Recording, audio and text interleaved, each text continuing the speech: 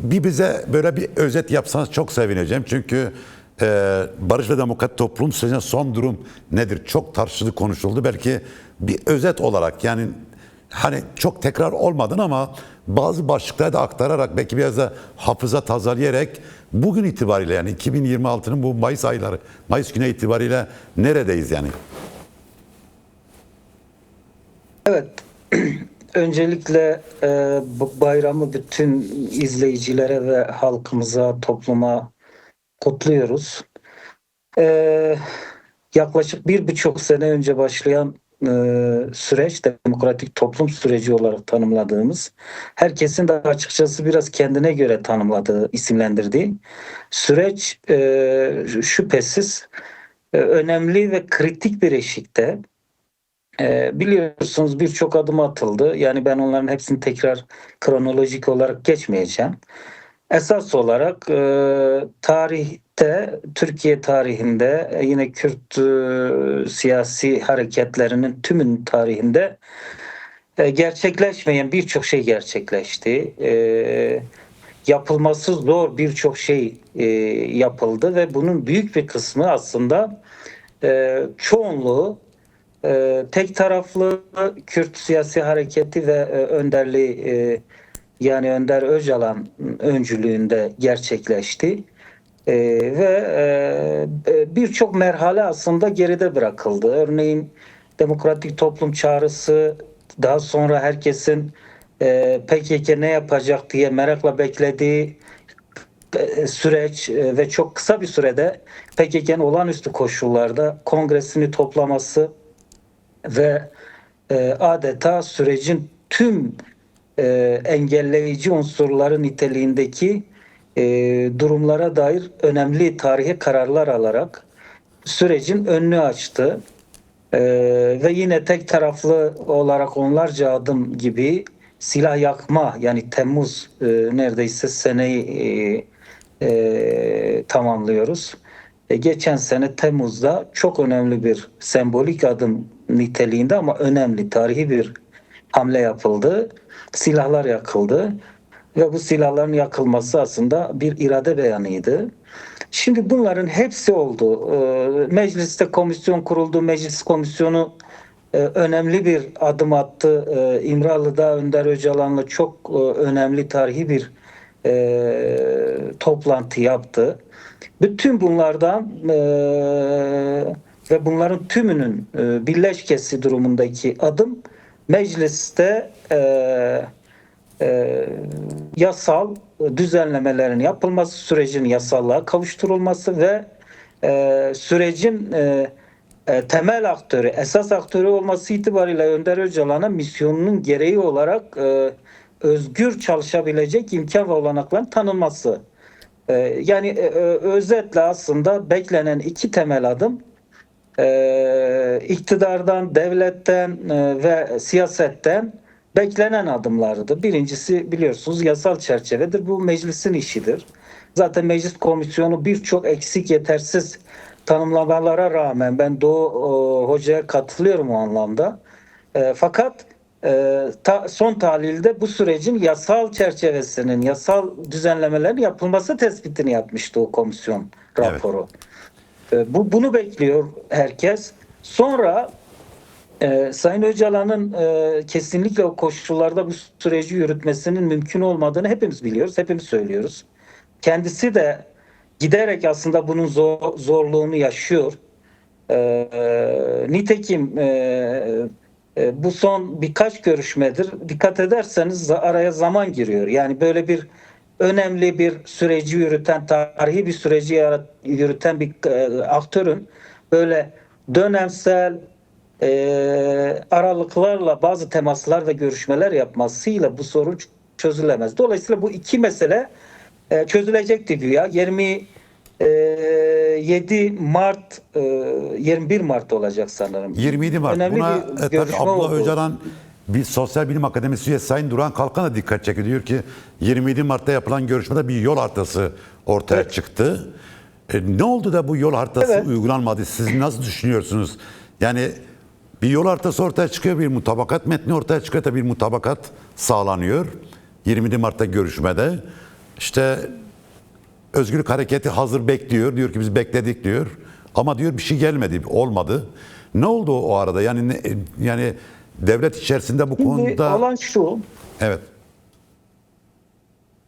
olan şu yani aslında o tartışmanın tümü sürecin ikinci aşamasına geçmesine dönük atılacak adımlara yönelikti. O tartışma ve o görüşme çok önemliydi.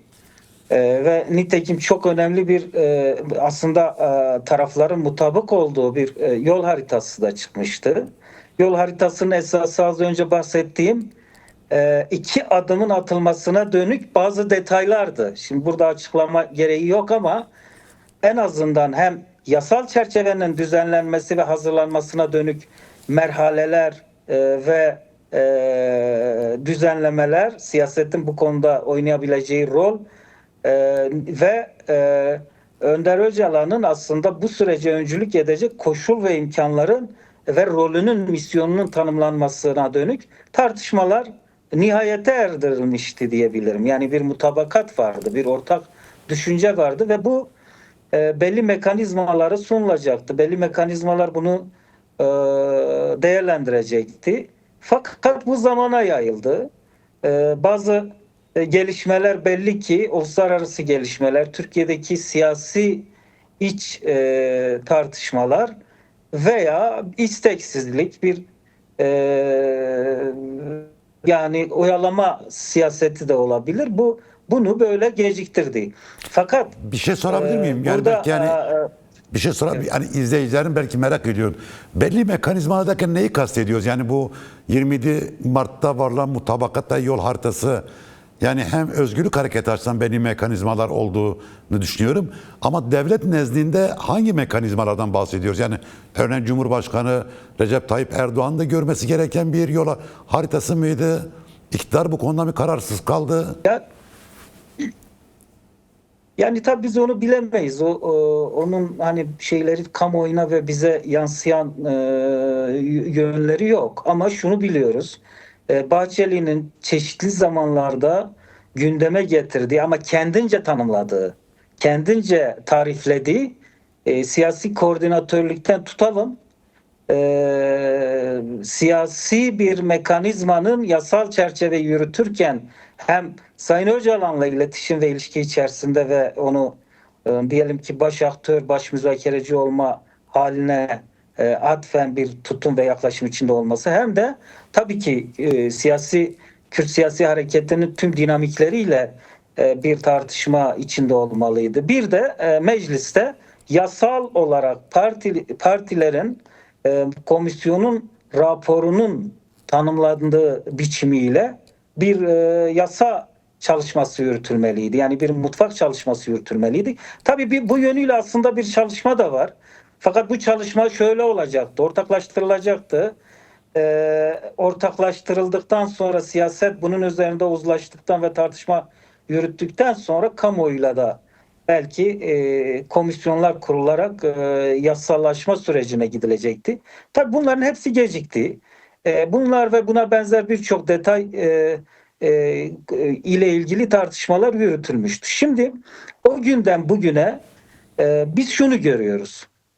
Bir, bu süreç ısrarla yasasız ve kanunu yasası yapılmadan fiili olarak yürütülmek isteniyor gibi bir izlenim ediniyoruz. Yani yoksa aslında yasanın çıkması bu süreci yürütenler hem devlet boyutuyla bu süreci yürütenler açısından hem de demokratik siyaset boyutuyla da hem Sayın Öcalan baş aktör olması itibariyle de aslında yasanın çıkması herkesin daha rahat çalışma yürütmesi, daha şeffaf ve açık çalışma yürütmesini getirecekti ve bir şekilde de iş resmiyete dökecekti. Yani fiili olan kimi çalışmalar aslında yasal bir boyutu kazanacaktı. Şimdi Peki burada risk nedir? Yani yasal boyuta dönüştürülmeden bu işler yürürse burada risk nereden kaynaklanıyor?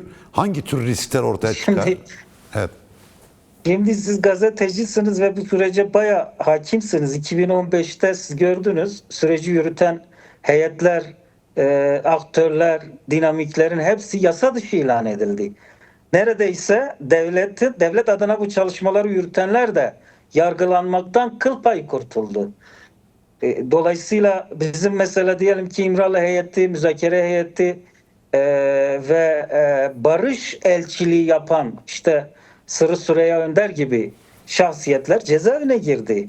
Şimdi bu ve buna benzer başka sorunlar da var. Örneğin yasa dışı, yasal olmayan yasa dışıdır. Yasa dışı işi kim yapar? Yasa dışı işi norm dışı güçler yapar. Daha önce işte biz Kürdistan'da olağanüstü hal sürecinde biz biliyoruz onlarca yasa dışı iş yapıldı. Yasası olmayan iş tehlikelidir, sorumludur. Her zaman ayağa dolanabilir. Dolayısıyla yasal zemine kavuşturulması gerekir. Bunun öyle tartışılacak bir tarafı da yoktu. Aslında neredeyse İmralı Adası'nda gerçekleşen tüm görüşme ve tartışmalarda temel tartışma noktalarından biri budur. Yani yasal zemine kavuşturulması. Şimdi ama biz ne görüyoruz? Yani siyaset ne durumda? İşte basın ne durumda Türkiye'de? Kamuoyu ne, akademya ve diğer çevreler ne durumda? Emin olun Türkiye tarihinin en önemli gelişmeleri gerçekleşiyor. Kürt siyasi hareketi ve devletin en azından bu sürece muhatap olan kesimleri çok büyük cesaret gösteriyor. Ama neredeyse Türkiye tarihinin en vasat medyası, en vasat akademyası ve yine sivil toplumu da siyasi partileri de değerlendirdiğimizde en çekingen durumunu yaşıyoruz. Bunun sebepleri var şüphesiz. Evet, bir ona geleceğiz. Mesela iktidarın Ama önce bu konuda şunu da belki bir parça analiz etsen çok sevineceğim.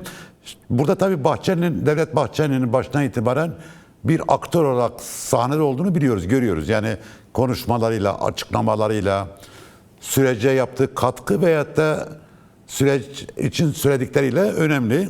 Şimdi Bahçeli bir yol haritası açıkladı. Bu yol haritası 27 Mart'ta konuşulan ve üzerine anlaşılan yol haritasıyla ne kadar bir uyum içerisinde ve ne kadar bir çatışma içerisinde? Burada Bahçeli gerçekten bir çözüm mü yoksa bir tasfiyeyi mi hedefliyor sizce? şimdi aslında şöyle bir şey söylemekte yarar var. Bu sürecin baştan beri şöyle bir yani en azından hepimize yansıyan bir yönü var. Devletin ve devleti temsilen konuşanların tasfiye mantığından, zayıflatma mantığından ve Kürdü inkar etme kodlarından tamamen vazgeçtiği söylenemez. Biz bunu çok hissediyoruz. Yani adeta meseleyi getirip bir şiddet ve şiddetten çıkarma meselesi, meseleyi silah bırakma veya bıraktırmadan ibaret görme meselesi gibi ele alınıyor. Şimdi Bahçeli'nin tutumu yer yer aslında zikzaklıdır. Yani Kürt-Türk toplumunun kardeşliğinden bahsettiği zamanlar var. Sayın Öcalan'ın gerçekten kurucu önderlik rolü ve misyonu oynaması gerektiğine dair hem heyetlerimizle yaptığı görüşmede hem de bazen kamuoyunda yaptığı değerlendirmelerle aslında çok önemli ve tarihi değerlendirmeler yapıyor. En azından Bahçeli gibi bir aktörü düşündüğümüzde. Ama tasfiye yaklaşımı, zayıflatma yaklaşımı, Kürdü aslında Kürt gibi kabul etmek yerine Kürdü Türkiye ekleme, Türk'ü yani ulus devlete ekleme gibi mantık sürekli kendisini aslında yer yer dile getiriyor onun hakikatinde. Çünkü zihniyet o. Yani ama şunu söylemek durumundayım. Tasfiye yaklaşımı geçmişte sonuç vermedi. Her türlü yöntem.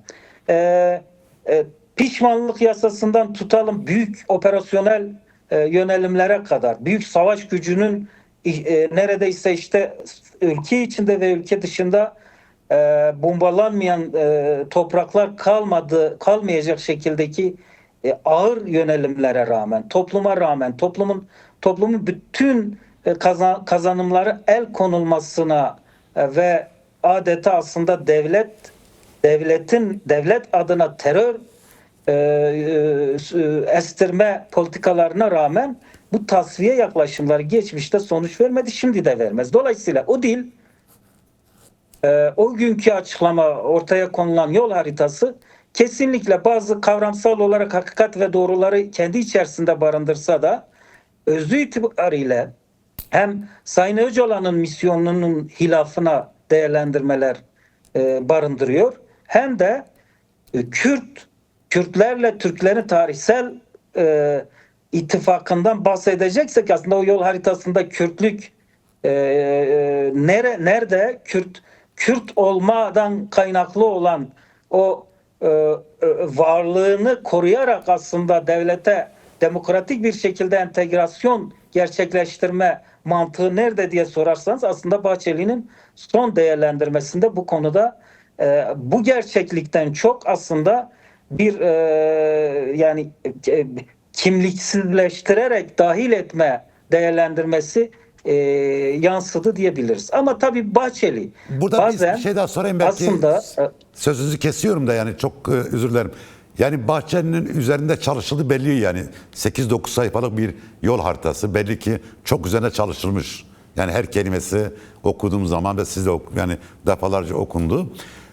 Bu sadece Bahçeli'nin bir fikri midir, yoksa Cumhur İttifakı'nın şu anda iktidarda olan iktidarın da paylaştığı bir yol haritası mıdır? Sadece görüşünüzü soruyorum yani bu konuda. Evet. Evet, yani ben şahsen görüşümü şöyle açıklayabilirim. Yani bu eğer Bahçeli'ye has, sadece Bahçeli ile ilgili bir düşünme ve düşünce tarzı olsaydı, iktidar Bahçeli'nin daha önceki değerlendirmeleri, olumlu çağrılarına pratik adımlar atarak cevap verirdi.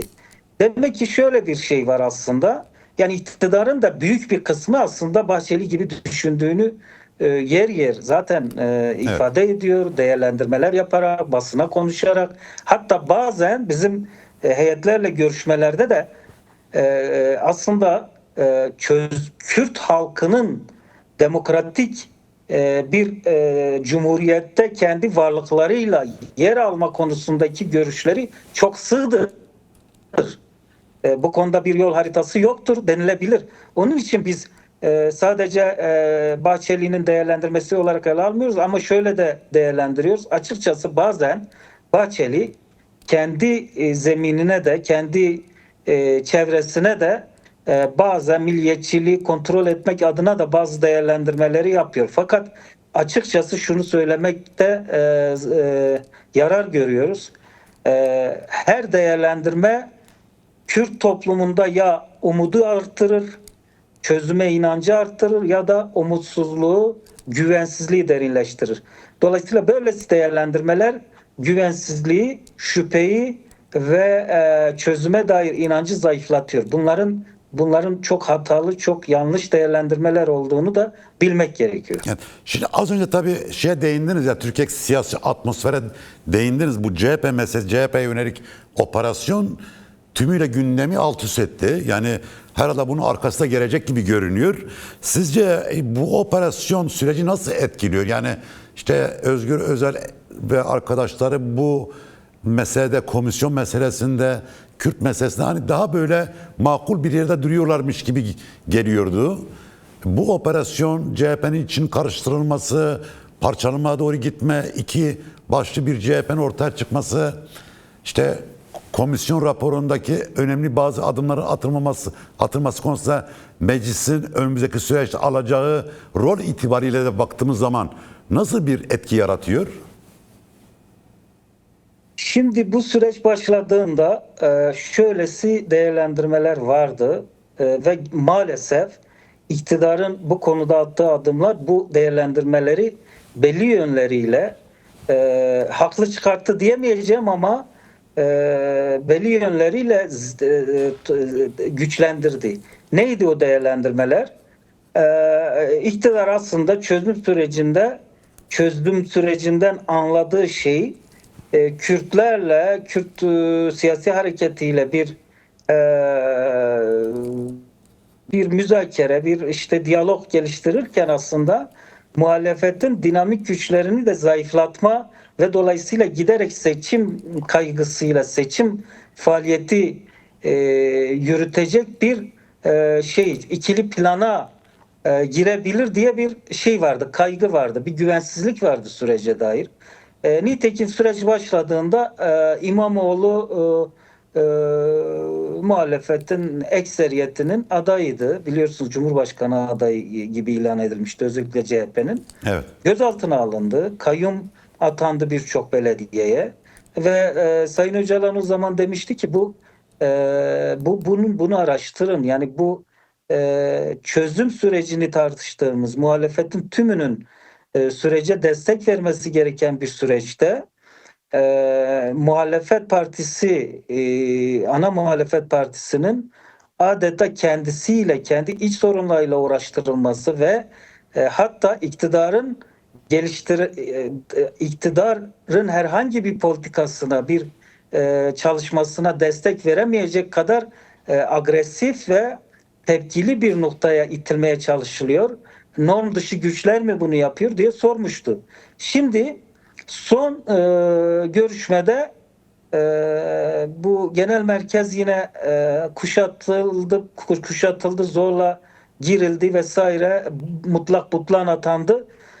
Şimdi insan sormadan edemiyor. Yani CHP'ye dair bu müdahaleler eğer seçim hazırlığıysa o zaman süreç neden zamana yaydırılıyor? Neden zamana e, yani diyelim ki e, geciktiriliyor adımlar? Şimdi bu konuda hakikaten toplumsal güven zedeleniyor. Biz şunu baştan beri söyledik. Bu süreç sadece Kürtleri değil, Türkiye toplumun tamamını ilgilendiren bir süreç.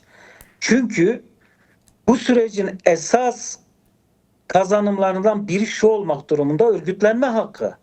Başta Kürtler olmak üzere toplumların, toplulukların, muhalif güçlerin örgütlenme hakkının tanınması. Demokratik toplum örgütlenmesinden biz bunu anlıyoruz. Fakat bunun da demokratikleşme ile mümkün olacağını hepimiz biliyoruz. Peki muhalefete bu yönlü yönelimler hangi demokratın, hangi sosyalistin, hangi demokrasi gücünün sürece dair güvenini arttıracak güvensizlik dışında, güvensizliği derinleştirmek dışında?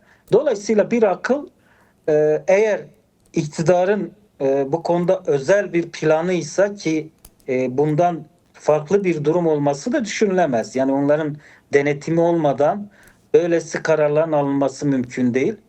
Hakikaten biz DEM Parti olarak ilkesel tutumumuz zaten demokrasi herkese, demokratik hak herkese, adalet herkese diyoruz. Fakat bir de süreci değerlendirdiğimizde bu uygulamaların bir de süreci hedeflediği, sürece dair güvenin zayıflamasına yol açacağını görüyoruz. Bu konuda biz görüşlerimizi bu anlamıyla elbette iktidara da, muhalefete de iletiyoruz, ileteceğiz. Bunlarla da mücadele edeceğiz. Bu tutumlar hakikaten kaygı vericidir. Ama böylesi bir kriz ortamında meclis sürece ilişkin yasaları çıkarabilir mi? Yani CHP'siz çıkar mı? Çıkarılabilir mi yasa? Yani diyelim ki bir yasa geldi meclise. Az önce dediğiniz o iki önemli yasalardan bir tanesi yani yasal çerçeve konusunda böylesi kriz ne kadar bir engel oluşturur meclis açısından bakıldığı zaman? Şimdi yani bu krizlerle kaotik gelişmelerle süreç bozuldu, bozulacak, süreç işte tıkandı gibi bir ruh hali de yaymak doğru değil. Evet. Evet, bu süreç nihayete ererse CHP'ye yönelik bu uygulamalar son bulur. Bu süreç nihayete ererse ne DEM Parti, ne CHP, ne de herhangi bir parti aslında bu uygulamalara maruz kalmaz. Dolayısıyla CHP, bizim çağrımız odur. CHP buna rağmen sürece canla başla destek vermeli. Bu sürecin AKP ile, AKP iktidarının devamlılığı ile ilgisi yok. Bu süreç tarihsel olarak faşizmin üzerine inşa edildiği, milliyetçiliğin üzerine inşa edildiği, antidemokratik uygulamaların ve adaletsizliğin üzerine inşa edildiği Kürt sorunun çözüm sürecidir. Dolayısıyla bana sorarsanız tabii sizin niye sorduğunuzu ve ne anlatmaya çalıştığınızı anlıyorum. Ama bizim de çağrımız şudur. CHP buna rağmen hem Kılıçdaroğlu hem de Özgür Özel hiç böyle parçalı bir yaklaşıma girmeksizin sürece dair doğru bir tutum içerisine girmeli. Süreç bu gibi yönelimlerin dermanıdır, ilacıdır diyorum. Evet. Şimdi tabii son bir soru, daha doğrusu gündemde ve her gün konuşulan mesele. Şimdi Sayın Abla Öcalan'la Kürt Halk Önderi ile düzenli görüşmelerin yapılmasını hem DEM Parti hem Özgürlük Hareketi hem kamuoyu hem sivil toplum arzu ediyor, istiyor. Ancak bu görüşmeler hep kesintiye uğruyor. İşte 27 Mart'ta bir görüşme yapıldı. Sonra 24 Mayıs'ta mı yapıldı? Yani eğer yanılmıyorsam. Yani ara belli bir zaman girdi.